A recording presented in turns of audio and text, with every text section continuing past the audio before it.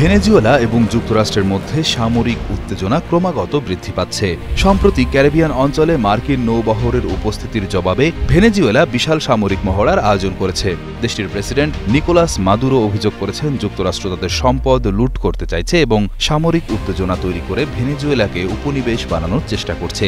এর প্রতিবাদে ভেনেজুয়েলা সার্বভৌমত্ব লঙ্ঘনের অভিযোগে ওয়াশিংটনের বিরুদ্ধে জাতিসংঘের কাছে একটি অভিযোগপত্র জমা দিয়েছে।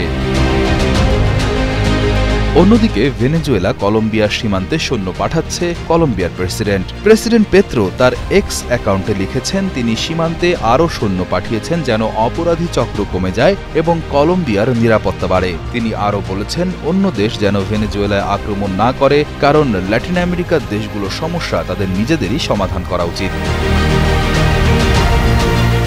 ভেনেজুয়েলার সীমান্তে বসবাসকারী মানুষেরা এ বিষয়ে ভিন্ন কথা বলছেন।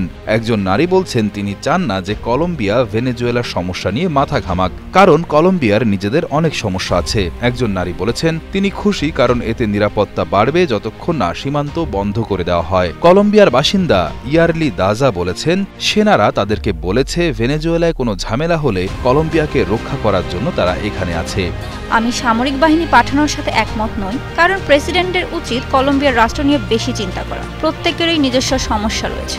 কলম্বিয়ার সীমান্ত এলাকার বাসিন্দা লুইদা ম্যান্ড্রিক জানান তিনি সেনা সীমান্তে পাঠানোর বিষয়ে একমত নন।